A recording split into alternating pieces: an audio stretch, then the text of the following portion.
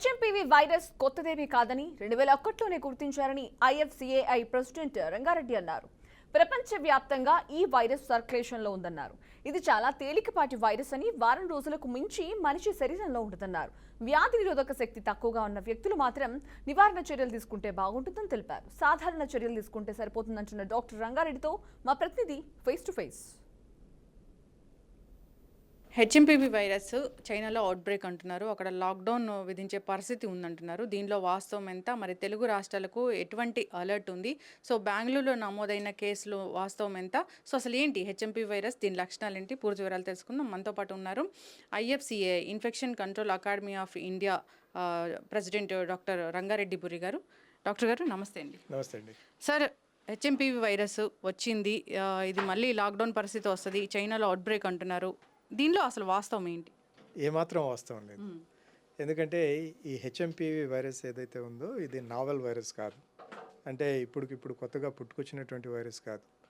దీని గురించి మనకి పూర్తిగా అవగాహన ఉంది.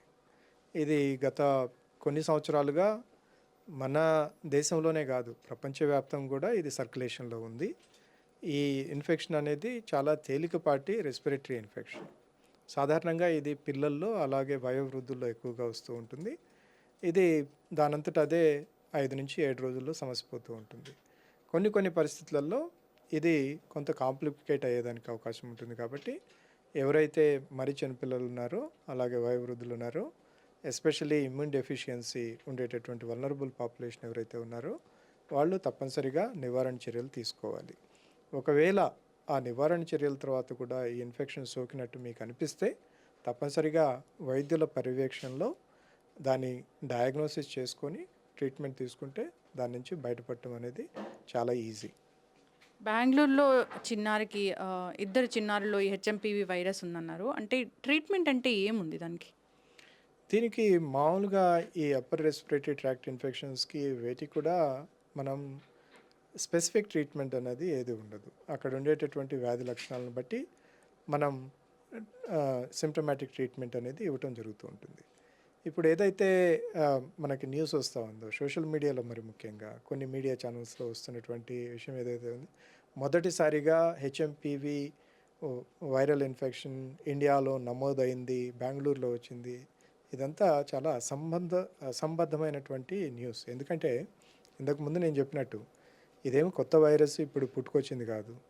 ఈరోజు బెంగళూరులో, కర్ణాటకలో మన రొటీన్ సర్వైలెన్స్ ద్వారా ఐసీఎంఆర్ కానీ ఎన్సిడిసి కానీ కనుక్కున్నటువంటి ఇన్ఫెక్షన్స్ ఏదైతే ఇన్సిడెన్సెస్ ఏదైతే ఉన్నాయో ఇది మొదటిది కాదు, ఇది చివరిది కాదు. ఇది సాధారణమైనటువంటి ఇన్ఫెక్షన్స్ ప్రతి సంవత్సరం వస్తూ ఉంటాయి. మీరు పీడియాట్రిషియన్ల దగ్గర కనుక పోయేటట్టయితే వాళ్ళు చెప్తారు ఈ వారంలోనే వాళ్ళు ఎన్నో ఇలాంటి కేసులను చూసి ఉండొచ్చు. కాబట్టి ఇది చాలా అసంబద్ధమైనటువంటి వార్త, నేను ఖండిస్తున్నాను. ఈ మీడియా మిత్రులందరికీ కూడా మీ ద్వారా విజ్ఞప్తి ఏంటంటే ఇలాంటి న్యూస్ని మీరు అరికట్టాల్సినటువంటి బాధ్యత మీ మీద ఉంది. దీని గురించి చెప్పాల్సినటువంటి బాధ్యత మా మీద ఉంది.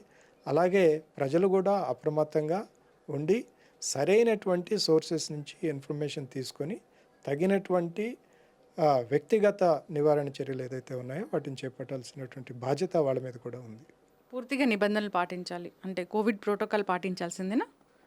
మనం దీన్ని కోవిడ్ ప్రోటోకాల్ అనే దానికంటే కూడా, ఎందుకంటే కోవిడ్ అనగానే చాలా నెగిటివ్ కనోటేషన్స్ వస్తూ ఉంటాయి, అనవసరమైనటువంటి లేనిపోని భయానికి గురవుతారు. కాబట్టి మనం సాధారణంగా ఇలాంటి రెస్పిరేటరీ ఇన్ఫెక్షన్స్ వచ్చినప్పుడు డ్రాప్లెట్ అలాగే ఎయిర్ బార్న్ ఇన్ఫెక్షన్స్కి తీసుకునేటటువంటి నివారణ చర్యలు అంటే మనం ముక్కుకి అడ్డు పెట్టుకోవటం, అంటే మాస్క్ ధరించటం, అలాగే చేతులను శుభ్రపరచుకోవటం, సమూహాల్లోకి ఎక్కువగా వెళ్లకుండా ఉండటం, మనం గనుక తుమ్మాలి దగ్గాలి అనుకున్నప్పుడు వాటిని కఫ్ ఎటికేట్ అంటాం, దాన్ని సరిగ్గా పాటించటం, ఇలాంటి చిన్న నివారణ చర్యల ద్వారా మనల్ని మనం అలాగే మన చుట్టూ ఉండే వాళ్ళని కూడా కాపాడడానికి అవకాశాలు ఎక్కువ ఉంటాయి. తెలుగు స్టేట్స్కి ఎలాంటి అలర్ట్ ఉంది సార్ దీనికోసం? మనకి ఇందాక నేను చెప్పినట్టు ఈ వైరస్ తోటి ఇప్పటికే ఈ సంవత్సరంలో ఎన్నో కేసులు నమోదయ్యాయి. ఓకే, ఇంకా రాబోయే కాలంలో కూడా నమోదవుతాయి. ఎందుకంటే ఇది సాధారణంగా మనకి వైరల్ ఇన్ఫెక్షన్స్ సీజన్. మనకి రెస్పిరేటరీ ఇన్ఫెక్షన్స్ అనేది ఈ సాధారణంగా డిసెంబరు, జనవరి ఎప్పుడైతే చలికాలం ఉంటుందో సాధారణ స్థాయి కంటే కొంచెం ఎక్కువగా ఉంటాయి. ఇప్పుడు కూడా అదే జరుగుతుంది. దీనిలో పెద్దగా ఆందోళన పడాల్సినటువంటి పరిస్థితి అయితే లేదు. కాకపోతే రాబోయేది పండగల కాలం కాబట్టి ఎవరైతే పెద్దలు ఉన్నారో, అలాగే చాలా చిన్నపిల్లలు ఉన్నారో, అలాగే వల్నరబుల్ పాపులేషన్ ఉన్నారో వాళ్ళ జాగ్రత్తలు వాళ్ళు తీసుకుంటే దీన్ని మొదటగా నివారిస్తే తద్వారా మనందరం కూడా ఈ పండుగలను ఆనందంగా చేసుకోవచ్చు. ఖచ్చితంగా సార్. అంటే ఇప్పుడు 2001లో వచ్చింది ఈ వైరస్ అన్నారు. అంటే ఇప్పుడు కోవిడ్ వచ్చింది, వ్యాక్సిన్ తయారు చేశారు. అంటే దీనికి వ్యాక్సిన్ అంటే ఏం లేదా? దీనికి వ్యాక్సిన్ అంటూ ప్రస్తుతానికైతే లేదు. ఓకే. ఎందుకంటే ఇది కోవిడ్ లాగా అంత ట్రాన్స్మిట్ అయ్యేది, అలాగే అంత వైరలెంట్గా ఉండేది అవకాశం లేదు. దీన్ని సాధారణ జబ్బులాగా చూడాలి. దీనికి ఇప్పటివరకు అయితే లేదు. అలాంటి అవసరం కూడా పెద్దగా లేదు. అందులో ఇంకొక విషయం చెప్పాల్సింది ఏంటంటే ఈ వైరల్ ఇన్ఫెక్షన్స్కి, ఎస్పెషలీ ఫ్లూ ఇట్లాంటి వాటన్నిటికి కూడా ఈ వ్యాక్సిన్లు తయారైనా కానీ వాటిని ఎప్పటికప్పుడు మార్చాల్సి ఉంటుంది ప్రతి సంవత్సరం. మీకు ఫ్లూ గురించి మీకు తెలుసుంటే ప్రతి సంవత్సరం ఆ సీజన్ బట్టి దాని యొక్క వేరియంట్ చేంజ్ అవుతూ ఉంటుంది. అలాంటి అవసరం లేదు. అలాంటి అవసరం వస్తే నేను అనుకోవటం మనకు ఉండేటటువంటి బయోటెక్నాలజీ కంపెనీలు కానీ, వ్యాక్సిన్ మ్యానుఫ్యాక్చరింగ్ కంపెనీస్ కానీ వాళ్ళ రోల్ వాళ్ళు ప్లే చేసి తప్పనిసరిగా దీనికి వ్యాక్సిన్ తీసుకొస్తారనేది నా ప్రగాఢమైనటువంటి నమ్మకం. Thank you so much sir. So భయం లేదని చెప్తున్నారు, కాకపోతే జాగ్రత్తలు అనేవి తీసుకోవాలి. ఎవరైతే ఇమ్యూనిటీ స్ట్రాంగ్గా ఉంటుందో వాళ్ళకైతే ఈ వైరస్ అనేది సోకదు. మీరు చెప్పినట్లుగా యంగ్ చిల్డ్రన్ని మనం కాపాడుకోవాల్సిన పరిస్థితి అయితే ఎట్లాగో ఉంది. సో ఓల్డర్ అడల్ట్ను కూడా ఇది టార్గెట్ చేస్తుంది, ఎవరికైతే లో ఇమ్యూనిటీ ఉంటుందో.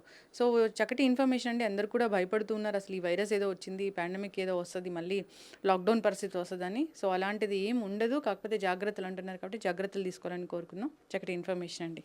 Thank you.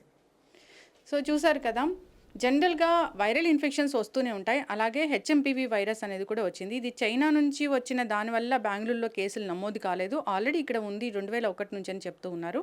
సో జాగ్రత్తలు అయితే తీసుకోవాలి, ఇమ్యూనిటీ స్ట్రాంగ్గా ఉంచుకోవాలని చెప్తూ ఉన్నారు. ఇది ఇవాళ ఇన్ఫర్మేషన్.